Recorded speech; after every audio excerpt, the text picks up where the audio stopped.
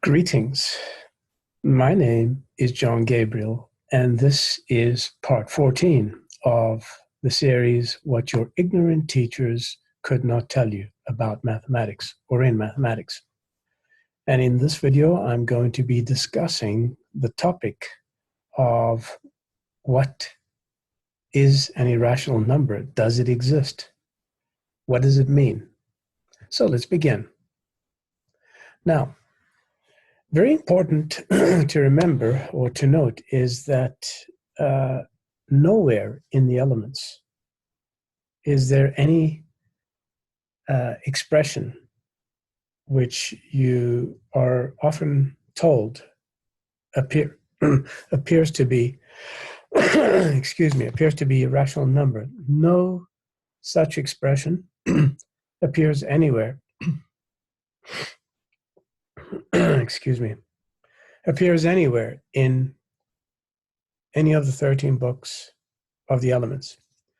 And that is simply because there is no such thing as an irrational number. And so how did all this come about? Well, let's see. So in book 10 of the elements, we look at the first definition, and you see it right here on the right-hand side, it's in English. On this side in English, and on this side in Greek. And in English it says those magnitudes, and notice it doesn't say those numbers, okay? And there's a very big difference between magnitude and number. And we'll get to that in a moment. So it says those magnitudes measured by the same measure or by the same common measure are said to be commensurable, okay?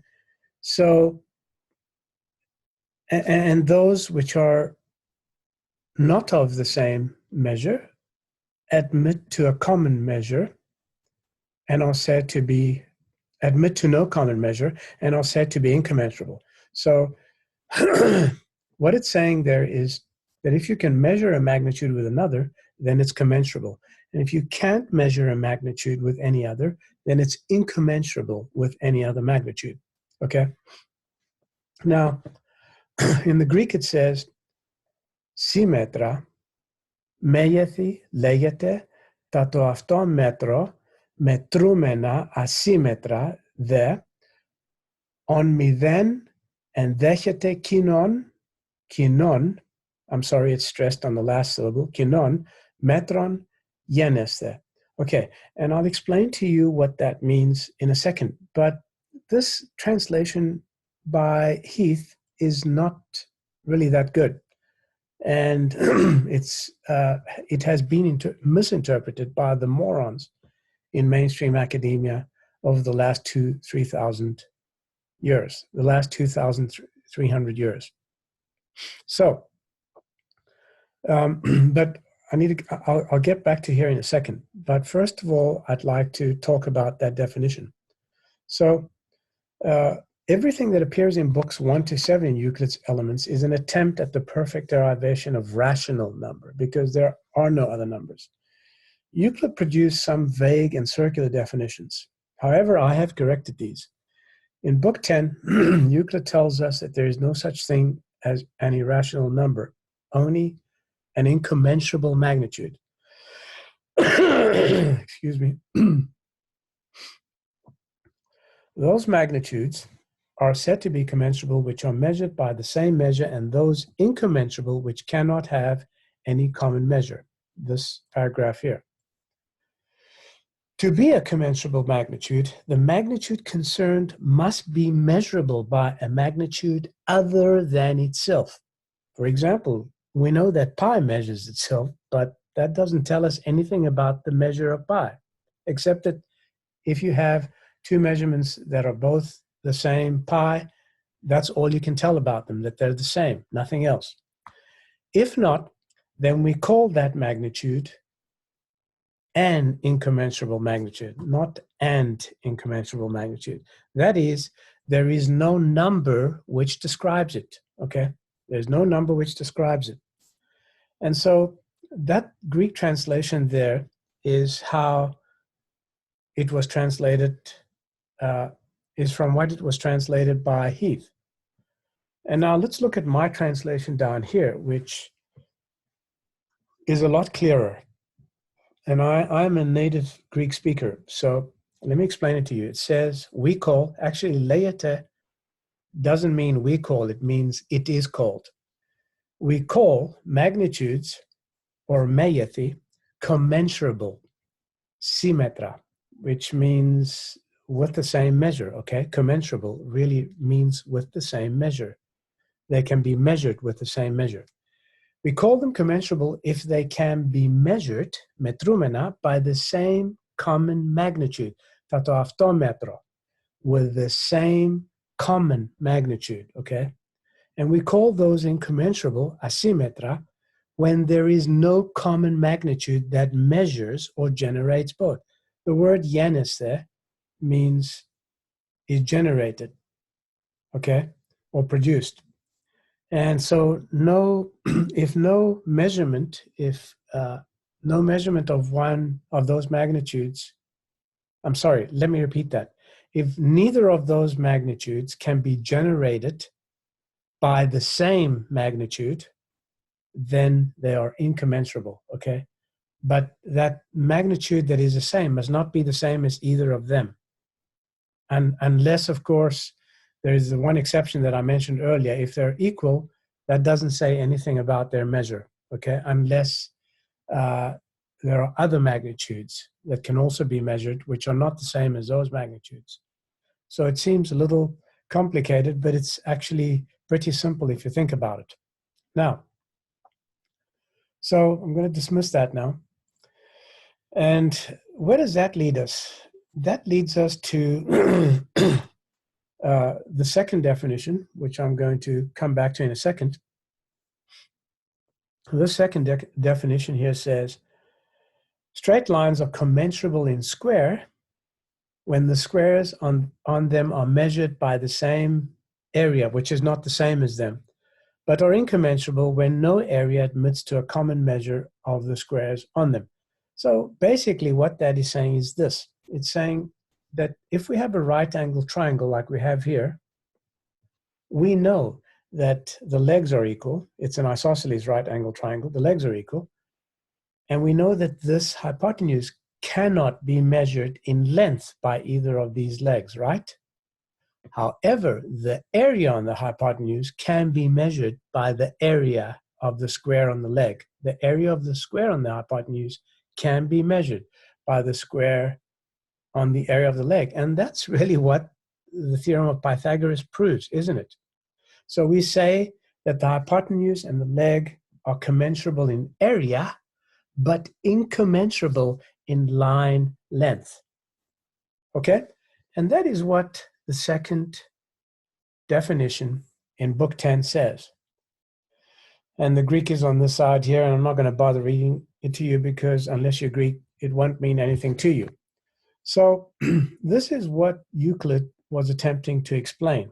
And now, to close this off, I want to show you how modern moronic or sophomoric academics try to argue against these facts, okay?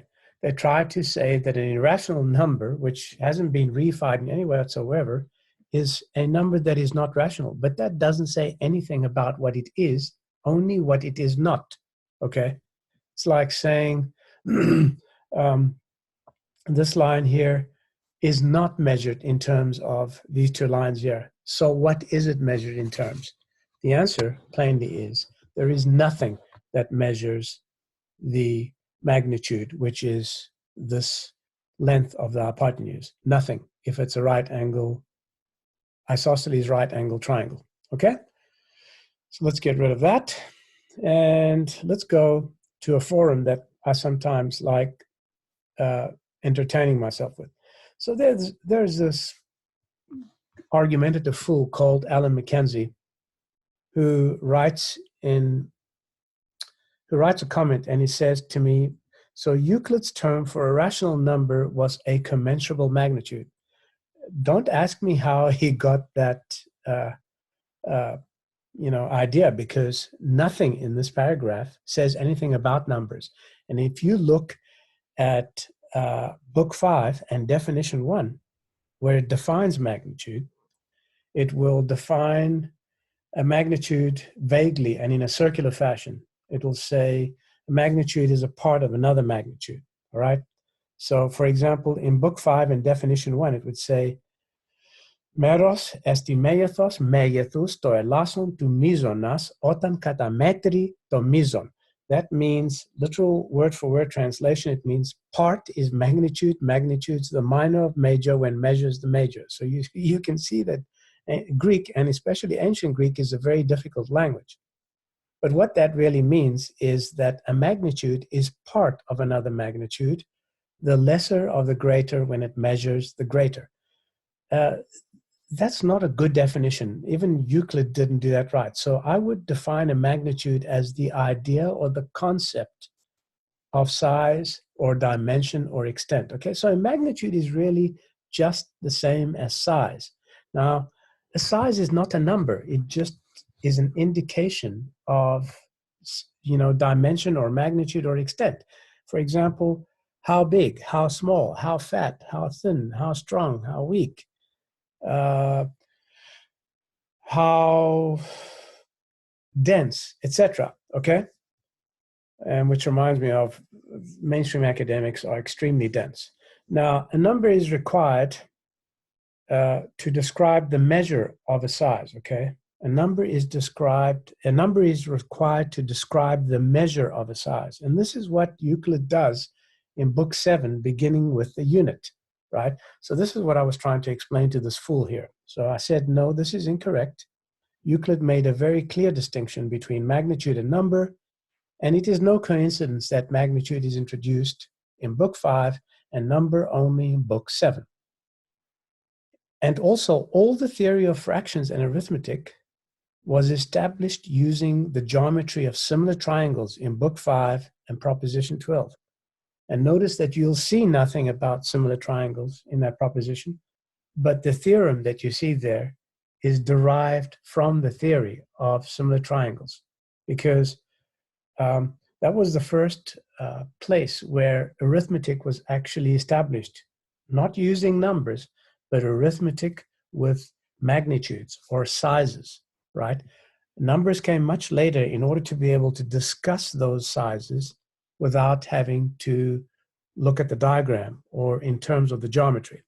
Because by definition, a number is the measure of a magnitude. So his next comment says, it seems here Euclid understood the concept, meaning that, inferring that I did not. And so my response was, he did not, and neither do you. Okay, not Euclid, I'm sorry. Inferring that Thomas Heath understood the concept, and I do not. So a number is, by Euclid's understanding and definition, the measure of a magnitude. So, in fact, a magnitude, as we discussed earlier, is the same as size, which is not a number, right? And what is an irrational number? Well, very simply this: it's a myth. It doesn't exist. Okay. An irrational number is what the morons of the last 2,300 years, the fools who came after Euclid and before me, interpreted an incommensurable magnitude to be. But an incommensurable magnitude is decidedly and absolutely not a number. And I'd encourage you to watch part 7 of my series to see how we got arithmetic without numbers, and later how the number was systematically introduced by Euclid in Book 7. Okay? And so what I'll do is I'll place a link to this video in the detail section. And I've also decided that in this series, I will put a little synopsis at the beginning in the detail section, just to give you an overall view of what this particular video is about. And I'll continue to do that in the future.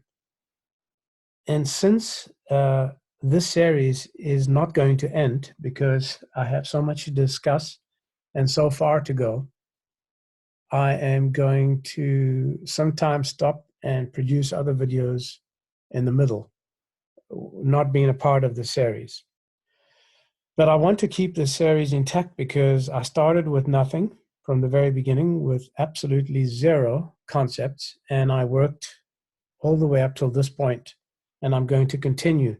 As you might recall, in the last video, I discussed area and volume and things like that, but I'm going to build up all the knowledge of mathematics, as I mentioned, all the way through to calculus and beyond, provided there is sufficient time and I'm able to. But if you're impatient and you want to see everything all at once, I would encourage you to read the most important book that was ever written in mathematics, called An Introduction to the Single Variable New Calculus. It is the first and only rigorous formulation of calculus in human history.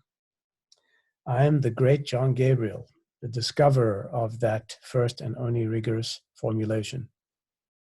It is possible more advanced alien civilizations have realized it. So, I've enjoyed chatting with you, and I hope that you will subscribe to my channel and you will tell many other people about it, because I'm earning nothing from this until I have at least 1,000 subscribers. And what I'm giving to you is free of charge. It is the most important knowledge that has ever been dispensed about mathematics. I am, no doubt, the greatest mathematician ever. And if I had to compare myself to anyone, I'd compare myself to Archimedes, because Archimedes, in my opinion, is the greatest. I've never found an error in the work of Archimedes, but I've found errors in the work of every other academic that I've studied. Needless to say, I have made some errors, so perhaps I shouldn't call myself the greatest. Perhaps I'm second to Archimedes, which reminds me, as just, an irrelevant fact, I have ancestry that comes from Sardinia, and it's pretty possible that Archimedes had relatives in Sardinia too. And I know this is a long shot, but wouldn't it be pretty amazing if I was somehow related to the great Archimedes? Yeah, that's just total nonsense. It can't be verified by theory. I'm not even saying it's a fact, but it's interesting anyway. So at any rate, I wish you all well, and provided I have good health and good frame of mind, I have lots of things to share with you, which will make you smarter than all the academics that came before me, and able to understand mathematics and to enjoy it and to love it, because mathematics comes from philosophy, which is the king of all knowledge. And well-formed concepts are the basis of all knowledge. So I'll leave you with these thoughts, and hopefully I'll chat with you soon again and talk to you again in the next video. Till next time, goodbye.